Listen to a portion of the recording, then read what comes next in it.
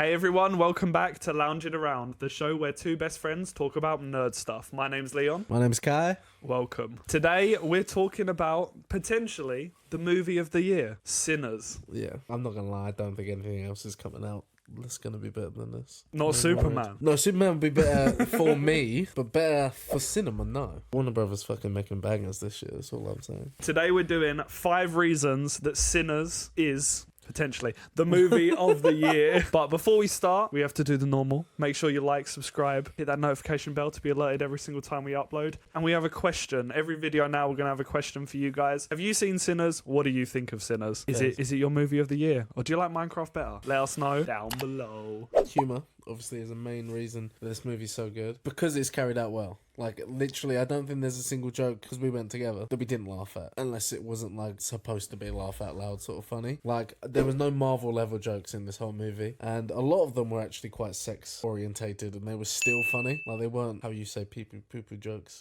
Yeah. So, you know. My favourite people were Omar Miller and Delroy Lindo, which were Cornbread and Delta Slim. I thought they were really good, like, the whole way through it. But yeah, like, their comedy was just unmatched, I feel like, for most of it, especially when Cornbread becomes a vampire. I feel like he's just 10 times funnier. Don't know why. The humour landed so well in the film because it's a serious film, but at the same time, it's not. Yeah. Like, It's it good. does feel a little bit like a parody on, like, classic horror. Yeah. Comedic timing, solid, and it's just really clippable. Yeah. Like, there are 100%. clippable memes here. Well, the Haley Steinfeld talking about the coos. The coup. Has been... I literally come out the cinema, got home, and I opened my phone, and it come up on Instagram immediately. It's been clipped, like, as soon as people had seen the film. I think another, like, good part about the comedy as well is the way it's integrated in, like, the era. Yeah. Like, there's no modernized, for lack of a better word, jokes. Like, there's no pop culture references or anything like that. It's just straight up funny writing that fits, like, in the world. Slang from the time as well. Yeah, it's perfect. So next up, we're going to talk about casting. Now, this film, mainly, Yes. majoritively black-led cast, Yep. which we both love in movies. Think about, like, Get you know, Out. They Clone Tyrone. Yeah. Get Out is, there's a lot of white people in that There's too. a lot of white but people, but yeah. you know what I mean. I feel like every character felt like real in this. I didn't feel like this was a movie where I was looking at an actor playing themselves. Yeah. Like, for example, The Rock. Michael B. Jordan did a great job. Fucking delivered. Bro delivered. Yeah. Playing 2 characters as well, Yeah. which I think, I would assume it's his first time doing that. I think so. As far as I'm aware, yeah. A few of my favourite actors have done that, and I think it's kind of crazy task to undertake. Yeah. To act on yourself. And also, I think the way that both of the characters, you can tell who they are Yeah. Exactly. from the mannerisms. Yeah, and... before they even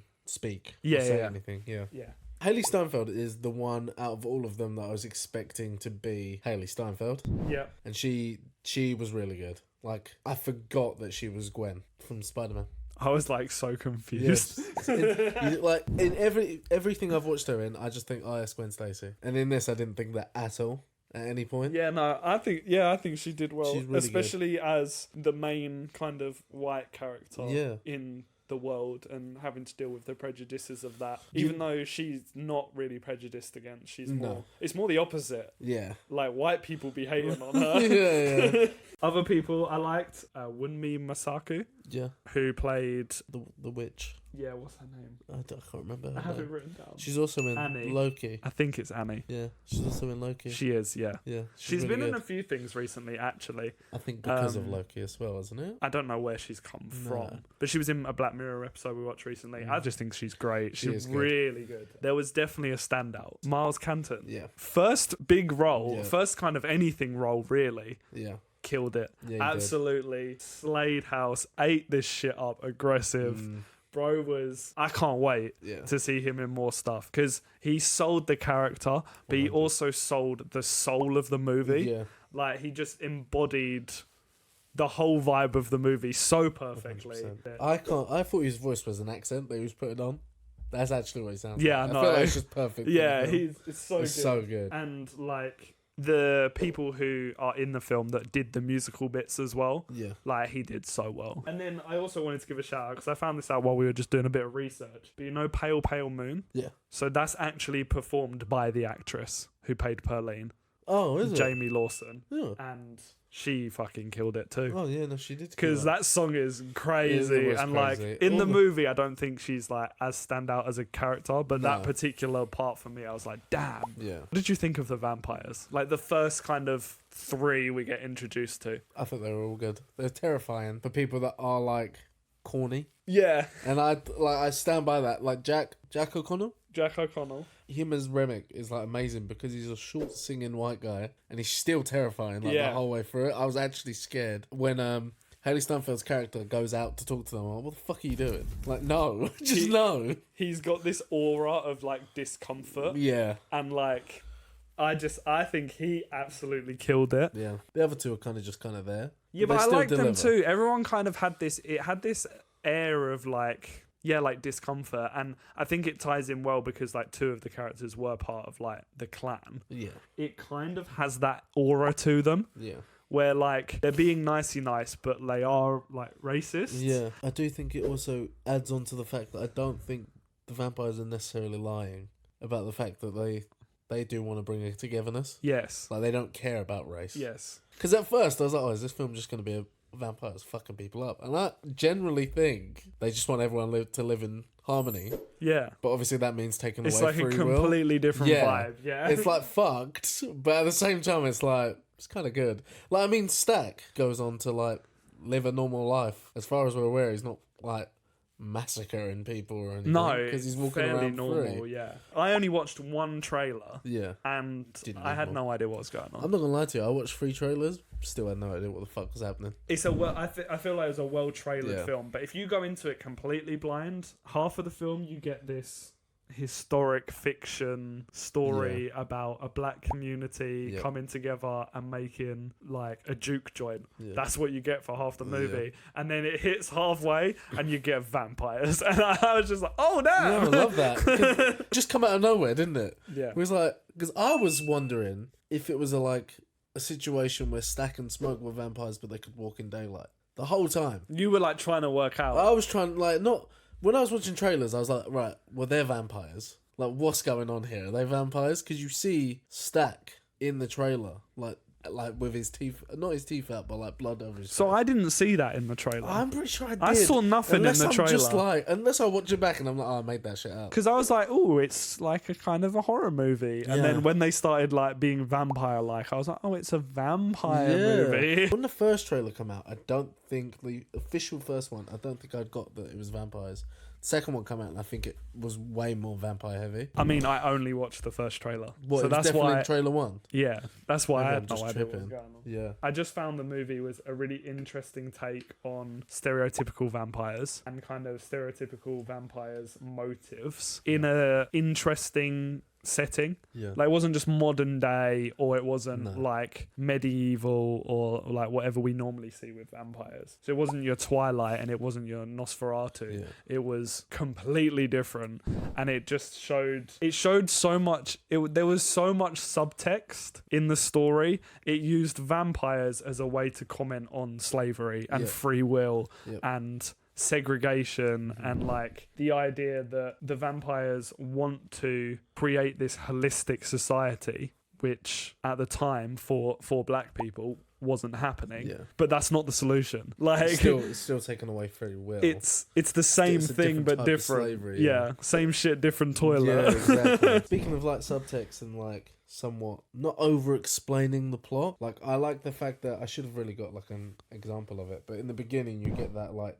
2-minute speech from the woman Yeah. about what vampires are, but she uses a different word, doesn't she? I can't remember what it is. No, I didn't. Oh no, she's not. No, She's she was talking about Sammy. the Yeah, she's talking about musicians. Sammy. Yeah. And I like that they did that, and it was solidly about a minute long, if that. And then it does it again when he does his big song. Yeah. Like, it just does a line of it. Yeah. And then all the villain says is, I want Sammy. And you know exactly why I want Sammy, because it doesn't need to be spoon-fed to you. He doesn't need to go, I want Sammy because he can do this and this and this and this and this and this for me. Because you already know. Yeah. You know that he just wants him to reconnect him to everybody. And you're like, I like that it's not fucking spoon-fed every 10 seconds. Yeah. Being like, remember this was said. Remember this was said. The story was like just so seamlessly Yeah. done, and the subtext was so there was no explanation of any anything. You got to go in and understand it how you wanted to. And it was a movie that bent genres as well. So like you could go in thinking you were getting a horror movie and you got that. You could go in thinking you were getting a sort of action movie. You got that.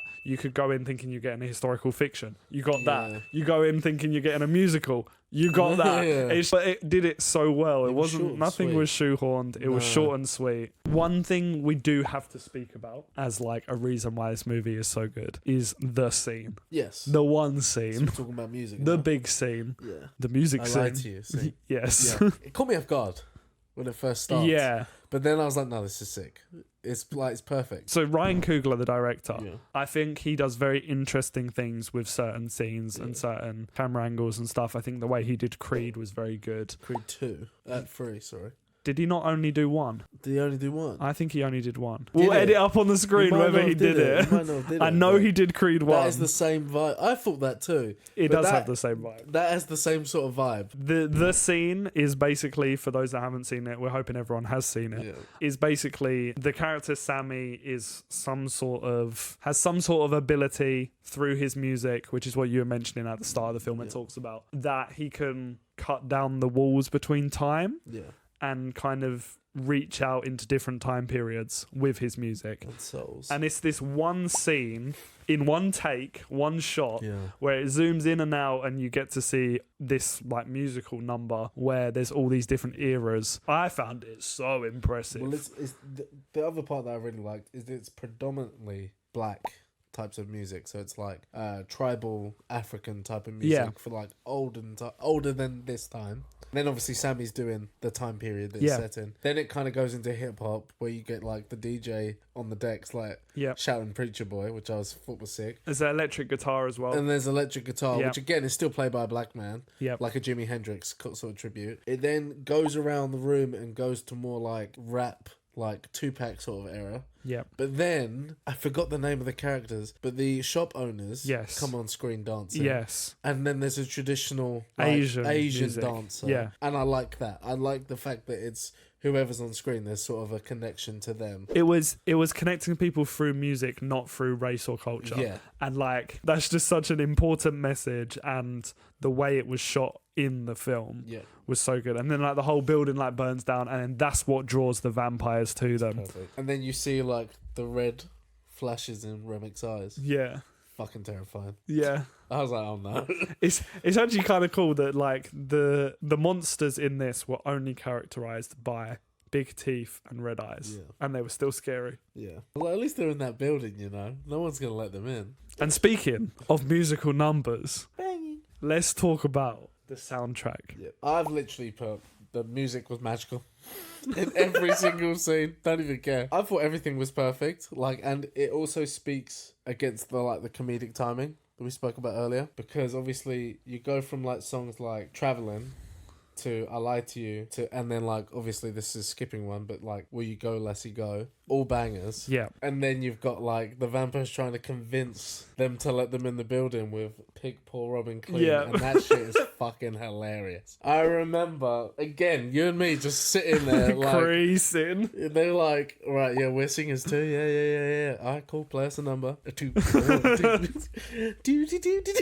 That shit caught me so off guard. It's the fact as well that on the soundtrack on Spotify, you finish I Lied to You, which I think is the most powerful song on the whole soundtrack, and it goes straight into and you're like, no.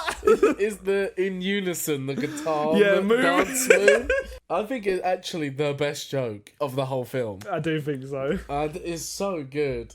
And it's just delivered so well. But yeah, I love that. I also don't understand, like, I still don't understand even having watched the film. Were they always magicians?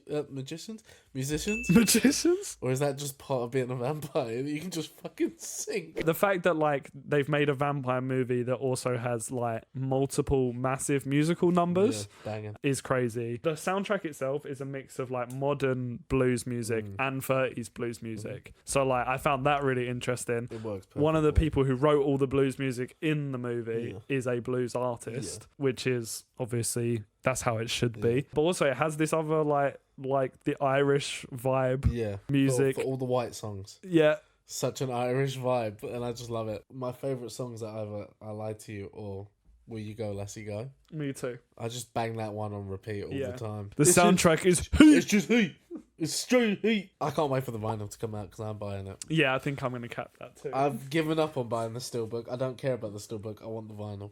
That's all I want. That's all I want. Soundtrack of the year? Oh yeah, 100%. I reckon it's got a very good chance. What else is going to top it unless fucking Fantastic Four is just them in a fucking 40s band? Would you like to see it get a Logan treatment of like brought back in black and white? I would watch it in black and white. I would watch it in black and white. Yeah. Maybe just have blood in red. That would be hard. Does that happen in... No, that's... No, it's all black and white in Logan. Eyes. The eyes got to stay in red. Maybe when the building burns down, that's the flames are in red. Just only red is the only colour I want to see. Yeah, I'm down for that. Let's make it.